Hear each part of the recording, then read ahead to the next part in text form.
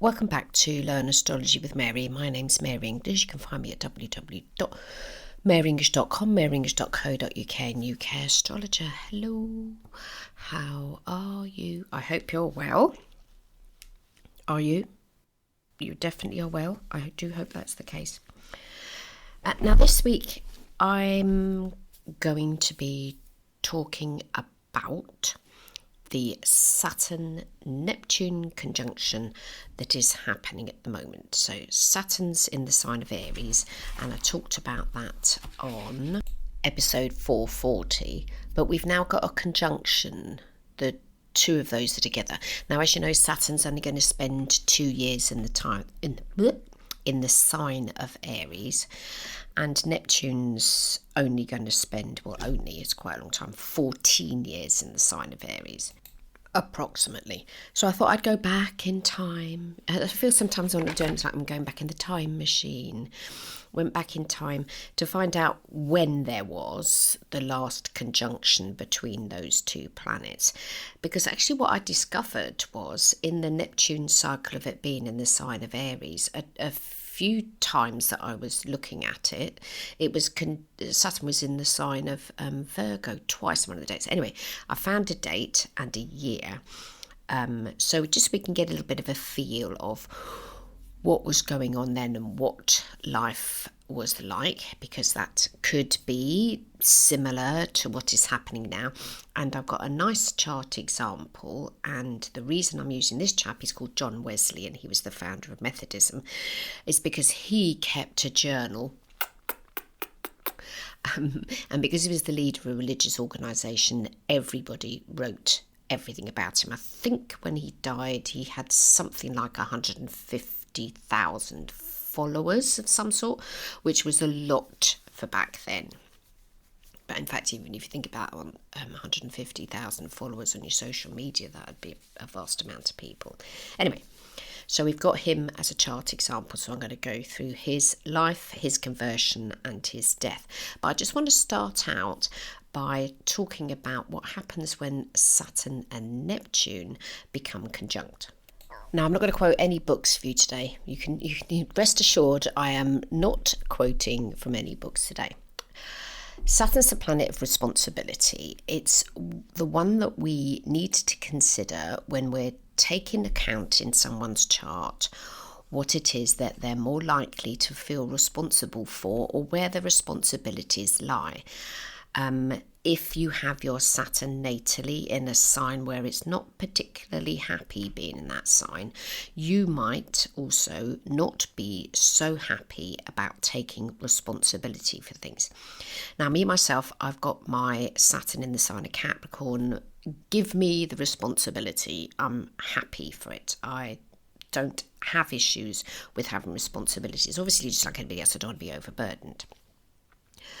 If you have your Saturn maybe in a water sign, you might not, especially if it's Pisces, you might not really resonate too well with the concept of responsibility. You might prefer someone else to be responsible for. So again, it might be a bit more difficult, depending on what other aspects you've got going in the chart, but it could be, if your Saturn is in the sign of Pisces, responsibility might be more difficult, and also sometimes in Sagittarius, but I'm making sweeping generalizations there. So it's just about what it is that you feel responsible for. Now, Neptune is the planet of connection with the cosmos. It's not a small thing in a chart. It's that connection to other realms, and I'd use it as being the psychic planet. It's sort of like the thing that's more difficult to talk about because it's a sixth sense. It isn't something that comes up in inverted commas rational conversation.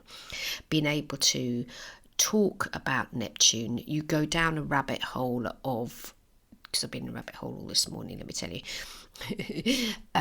You'll go down a rabbit hole of how does that feel, what does that all look like, where are the connections, because Neptune wants to connect in some way with something massively bigger than itself.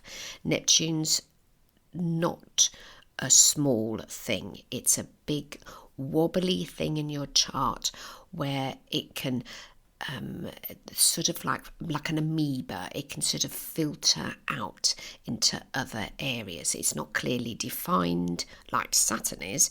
It's the opposite of definition. It's something that will, imagine that you just banged over a glass of water and it went boom everywhere, whoopsie, which only it did. If it hits something paper, it's going to be absorbed. If it hits something metal, it might roll off, whatever. So Neptune is, think of water, and you'll get the image of what Neptune is about. Now, when we put both of those planets into the sign of Aries, which is a get out there and do it type of sign, we're having a difficulty with Neptune. Now, Saturn's probably, I don't know, I can't remember with ancient astrology, so excuse me this morning, but look it up, I can't remember. I expect it's reasonably happy in the sign of Aries. I don't think it's in its fall at that point, but there we go. Neptune in Aries is a totally different kettle of fish altogether, because, as I say, Neptune is like a watery thing. It merges with stuff, and then with Aries there's not going to be that where Aries wants a clear definition and wants to lead and wants to get out there and do it. It's the ram, let's go do it. Aries is the ram, yes. And but Neptune isn't. It's a slower energy. It's going to just mooch around. So that Neptune energy is having to speed up by being in Aries. And then you smack in there a bit of Saturn, which is about responsibility. Where does the responsibility lie? Now, if you're asking me, I would say the responsibility at the moment, the thing that we should be as humanity considering, is that we are responsible for more than just ourselves. We're responsible for the things that are outside of ourselves, the psychic world, the being able to pick up other people's feelings, the being able to go to other places. But Aries is very much I am and me. So those two planets just really aren't doing their thing in that sign. Every planet eventually learns to do what it's supposed to do in the sign that's in, because, excuse me, we've got 12 signs of the zodiac. Everything's going to transit through it. But how is it going to affect us? Now, do check out in your chart, because those two things are pretty much conjunct at the moment. Let me just give you the exact numbers for today. Saturn's actually retrograding as we speak, because today's the 24th of August 2025. So Saturn is 0 degrees and 33 minutes, and Neptune is 1 degree and 33 minutes, and Neptune is retrograding as well. So the pair of them are just doing their own thing at the minute, like oof.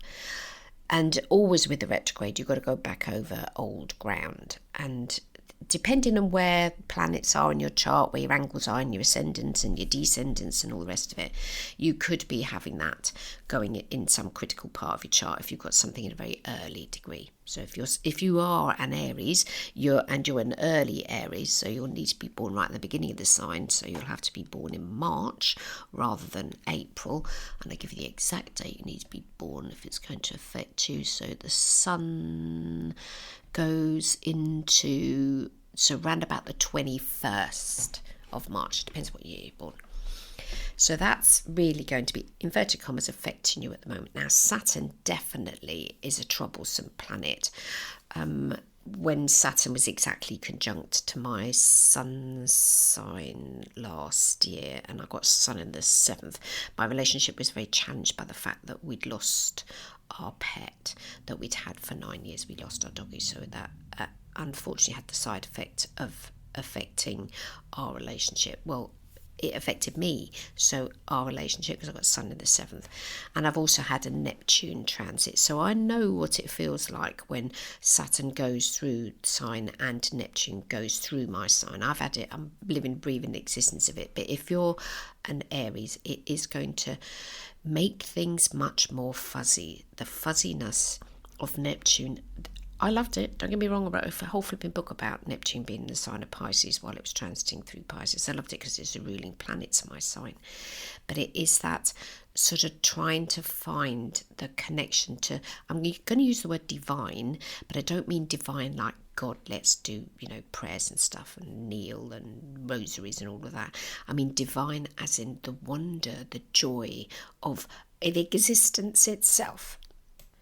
Now, if you've got an Aries ascendant or you've got Moon in Aries, then this present transit is going to, at some point, go over those bits of your chart. Saturn's going to be in sign for 2 years and Neptune's going to be in the sign of Aries for approximately 14 years. Now, for these two planets to form a conjunction like they are at the moment, we have to remember that Saturn has an approximately 30-year cycle. It takes 30 years to go through each sign of the zodiac, whilst Neptune spends approximately 165 years to go through all the signs of the zodiac, and it approximately 14 years in each sign. So to get those two planets to be in the same sign isn't a cycle that's going to happen all of the time, because we've got a 30-year cycle, we've got to go backwards, and then we've got to go backwards 165 years from where it is now to see when was the last time it happened. So I hit on the year. I don't have a computer program. I can only look manually at these things. I know there's certain computer programs where you can plug that in, but I'm doing it the old-fashioned way, I'm afraid. So I've got to the year 1703. So I'm going to upload to the show notes the actual Ephemeris for the year 1703, and if I open that up, it lets me know that oh yes, because it wasn't right at the beginning of it like it is at the minute. So we're 0 degrees Saturn and we're 1 degree Neptune, whilst in 1703 the conjunction doesn't start until March. I checked so this is 1703 we're talking about now. 1702, Saturn went into the sign of Aries, but Neptune had already been chugging through the sign. It was around about 12 degrees.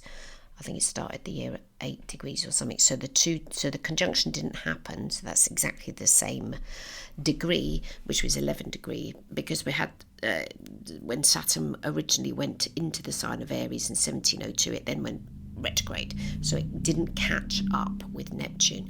So this is quite unique how it is at the moment, with it, the two of them being in the sign of Aries, that we're at that point where it's a really, really early degree, which it didn't happen in 1703. Okay, when the exact conjunctions, we've got exact conjunction at the minute, but the numbers don't always match up. So I thought, well, let's talk about somebody who was born then. So you can't help when you're born when you're born, and then how does your life turn out because of it? So there's going to be some people born this year, maybe you've just given birth last week and you have a baby that has this conjunction. So let's talk about somebody who was actually born during that conjunction, and they've displayed some very interesting things to do with the cycles of Saturn and Neptune. Now, as I mentioned, we're going to be looking at the chart of a guy called John Wesley, who was born on the 28th of June 1703 and lived until the 2nd of March 1791. I just want to add a small point about dates. It was the year 1582 where a thing called the Gregorian calendar came into effect. Up until then, there was a thing called the Julian calendar. But sometimes people recorded things using the old calendar, the Julian one. We're using the Georgian calendar now. Some pope or other decided to do it. I have got a podcast on it somewhere. So on Astro Data Bank, it tells me that they're using the Julian calendar for his date of birth. So they were using it then, and so that's how they've constructed the chart. I could be completely wrong, but I think that's what it says on the chart itself. It says 17th of June 1703 Julian calendar. So they must have known that the record that was written was using the Julian calendar. Okay. Now, chart shape. He has a very interesting chart shape. Now, I've used whole sign. Astro Data Bank is doing this as a 12 p.m. in the afternoon. Date of birth, 17th of June 1703, born in Epworth in England. And the chart, because it's 12 o'clock, I've used whole sign. So we've got, and I doubt very much he had an Aries ascendant, but anyway, the first sign of the zodiac as you're looking at this chart is Aries, with the Neptune Saturn conjunction at 14 degrees Neptune and 21 degrees Saturn.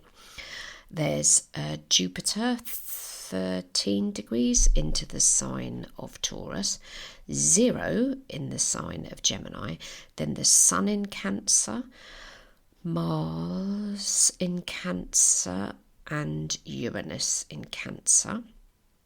Then we got Mercury in Leo, Venus in Leo, and Pluto in Leo. And then nothing in Virgo, nothing in Libra. We've got Chiron in Scorpio, but we don't have to add that if we don't want to. And we've got Moon 28 degrees Sagittarius.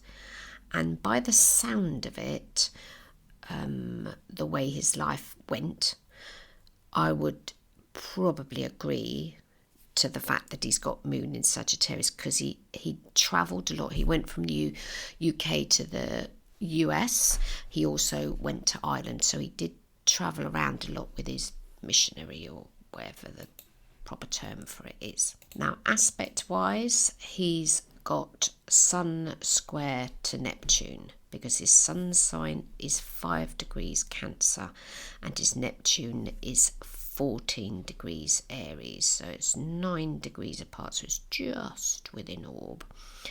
His moon only makes one aspect, which is a trine to Jupiter. His Mercury's conjunct his Mars, and his Mercury's conjunct his Uranus, didn't seem to affect him that much actually.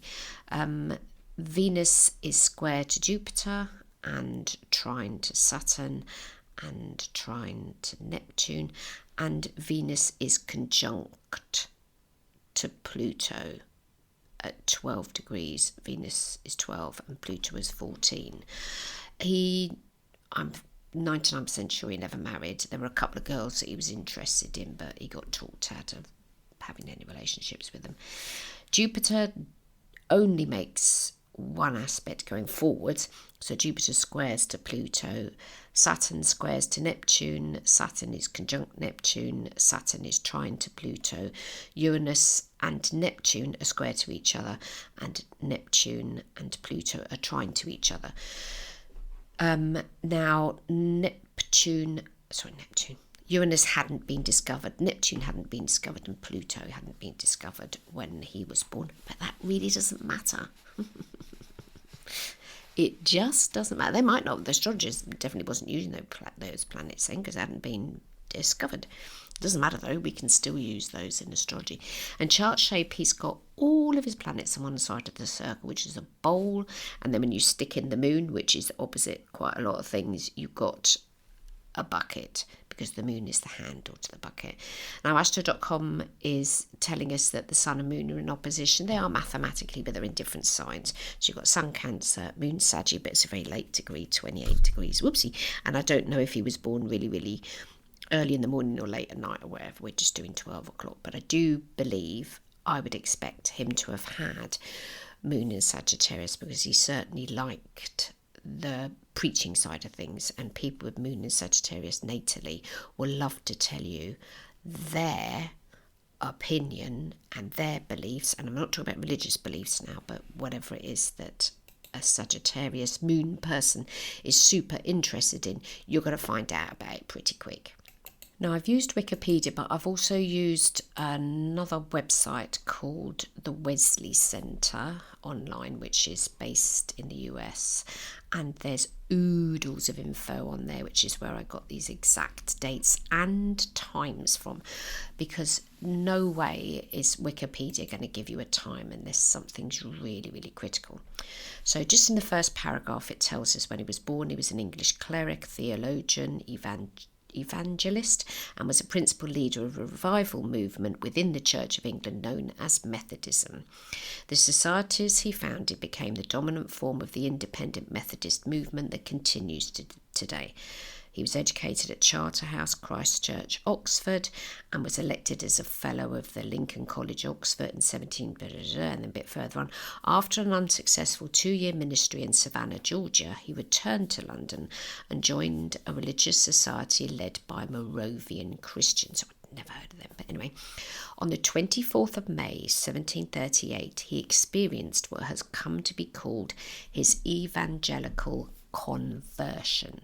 Now, I think it would be strange to have something that you're saying and telling everybody that is your spiritual moment, and you've got a date for it and a time for it not to show up astrologically if the version of events is true.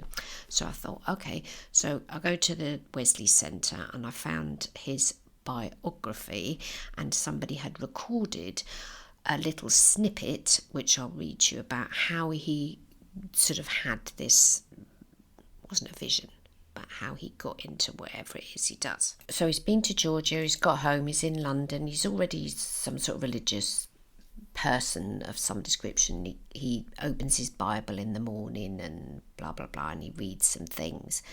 And then he says that evening he went very unwillingly to a society in Aldersgate Street where someone was reading Luther's preface to the epistles to the Romans. About 8:45, while he was describing the change which God works in the heart through faith in Christ, I felt my heart strangely warmed. I felt I did trust in Christ, Christ alone for salvation. This is a quote in his diary. And an assurance was given me that he had taken away my sins, even mine, and saved me from the law of sin and death. And he tells that at 8:45, it's the evening, because he was feeling a bit down in the dumps, that he'd asked somebody, what should he preach about? And the person said, well, you don't have to know what you preach, just preach, and then eventually you'll realise what it is you're preaching about, which I thought was a bit of a funny thing to tell him. Anyway, so we've got the charts for that. And what I've done is I've made a synastry chart using whole sign again for his actual moment of conversion. And so ignore where it says ascendant on the inside of the chart. I don't think it tells us ascendant on the inside of it, does it? No, it doesn't. But the ascendant for his aha moment, the ascending sign was Sagittarius. Okay, so we've got Moon in Sagittarius. It's all about belief and la la la la la. And at the moment, at 9:15, so which is 8:45 p.m. in London, his aha moment happens when Sagittarius is rising. The other things that are going on from Jupiter, which I've talked about before, if you want to contact the divine in some way, then muscle up your Jupiter and your Neptune planets, because they're the ones that allow us that glimpse into the divine realm, whatever you classify divineness as being. And Jupiter is now in the sign of Aries. Okay, so Jupiter at that very moment in time, Sagittarius is rising by what degree is it? Hold on. The Sagittarius ascendant, does it show me on there? Bummer, doesn't tell me on there. But it looks like it's something like 15 degrees, because I've done it as a synastry chart, so it's been unruly. But it looks halfway through the sign of Sagittarius, say 15 degrees. Transiting Jupiter is 19 degrees Aries, and then this Neptune Saturn conjunction that he has is now being activated by Jupiter. Now, when Jupiter and Saturn conjunct anywhere, either way transit, either natal Jupiter has a Saturn transiting it, or natal Saturn is Jupiter, it definitely is the dark night of the soul. Forget about religion now, but you're going to feel down in the dumps, because Jupiter is the lovely lucky planet and Saturn is like, whoo, behave yourself. But at this precise moment when this happens, Jupiter's interestingly, directly in between his Neptune and Saturn, because his natal Neptune is 14, his natal Saturn is 21, and transiting Jupiter is 19. It's slap bang in the centre of them, whilst his natal Jupiter is Taurus. So that's going to do something. Mars is 29 degrees Pisces. I don't think he's got Uranus at 23, and he's got his natal moon at 28, so maybe Mars was giving him a kick up the doody-da, we don't know. Uranus is now transiting through the sign of Capricorn, but it's very early degrees, it's 5 degrees. And Mercury's 24, and there's a whole bunch of planets that are in Gemini. So we've got the Sun's in Gemini, Venus is in Gemini, Mercury's in Gemini. Transiting Neptune is 29 degrees Gemini, and transiting Saturn is 26 degrees Gemini. Transiting Moon, which is a very important planet for somebody that's a Cancer. The Moon is in Leo, and the Moon at that moment in time is 11 degrees Leo, and natally his Venus is 12 and his Pluto is 14. So this is I can quite understand that as being an important moment for this person. There's plenty enough transits in there for something to be activated in someone's chart. So I loved that as his inverted commas conversion chart. Just a little summary. He couldn't preach what he wanted to preach in churches, because I think you had to sort of, I don't know, if you were in a church run by whatever organisation and you came along and did your own thing, they didn't like that. So one of the things he did a lot of is he preached outdoors for people that wouldn't otherwise have gone to church, which when you think about it is quite a clever thing to do, because there would have been tons of people that were outside that had got outdoor jobs. There's less people now that have 24/7 outdoor jobs. There's a lot of people that work indoors, but there's still people, farmers, etc., that are going to be working outside. So he would, at one point, he was in Bristol for a while, and which is near where I am, and he was preaching outdoors in fields and stuff and walking a lot and la la la. When he first started doing his thing, and it became called Methodism at some point, he wasn't exactly accepted by people because he was sort of bucking the trend of how religion was. To his credit, he also thought that women should be able to preach, and he also was an abolitionist, so he didn't believe in slaves. Jolly good, which is rather nice, because a lot of people then did. So if sort of like as an overall, was he a nice bloke? By the sound of it, he seems to have been quite a nice chap, and he was pretty sincere in what he did. Now, with him being a Cancer, and he came from he came from an enormous family. I think his parents had, was it 15 or 25 kids? Yeah, his parents had 15 children. He was the 15th child. Did she carry on? Pass, I don't know, but he was the 15th child of this poor woman. Can you imagine having 15 children? Oh, ultimately she bore 19 children, 9 of whom lived beyond infancy. Now, a little while after his conversion, because that happened when Neptune was 29 degrees Gemini, it was later on that year, the year 1738, that Neptune went into the sign of Cancer. He doesn't have that natally. Natally, he's got his Uranus in Cancer. And so for the next 14 years, Neptune was going through the sign of Cancer, and that's basically when his thing took off in a big way. So I would say that was something that assisted his being able to create this religion and do the thing. And later on, natal Neptune and transiting Neptune going through the sign of Cancer squared each other, because he's got that natally in his chart anyway.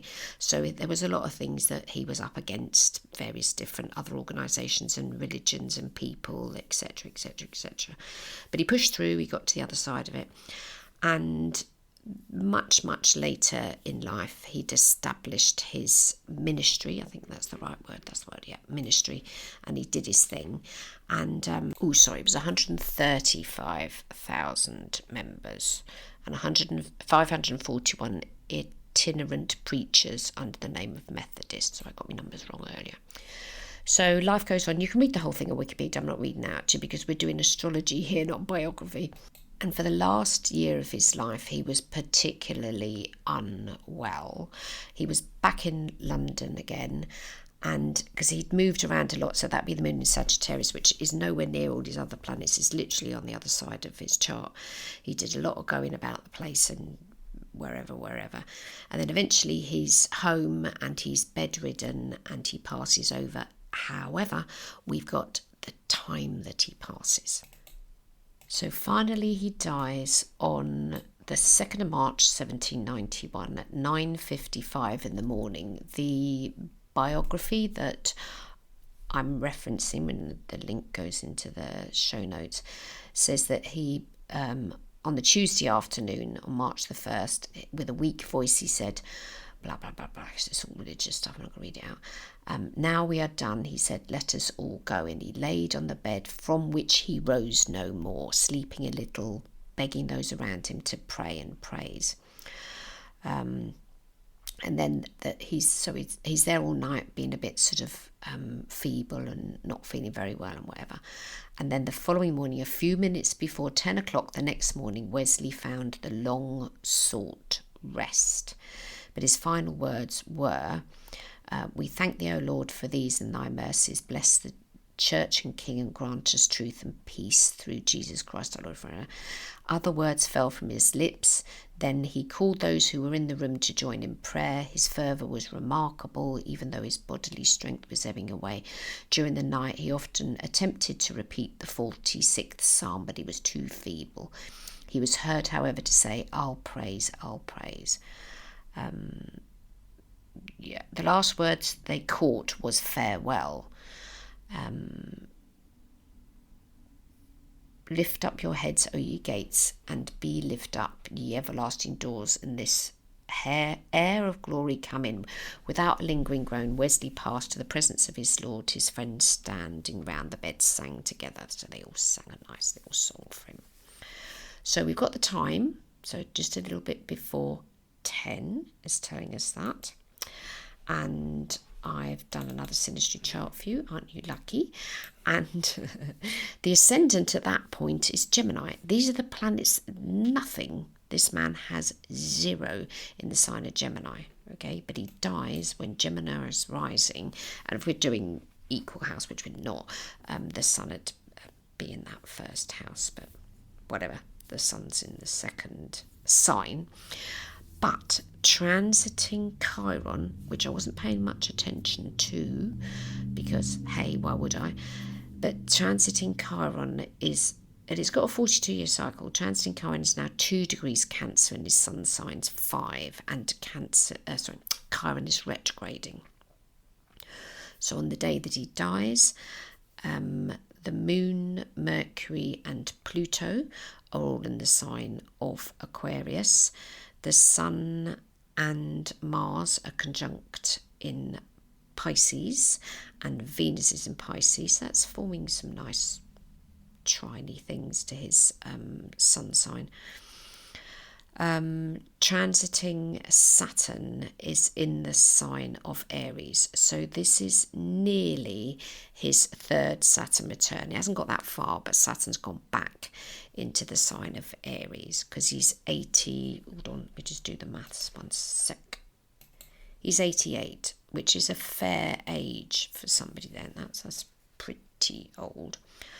The other transits, Neptune is now retrograding 27 degrees Libra, and his natal Neptune is 4 degrees Aries, so it's gone past the square.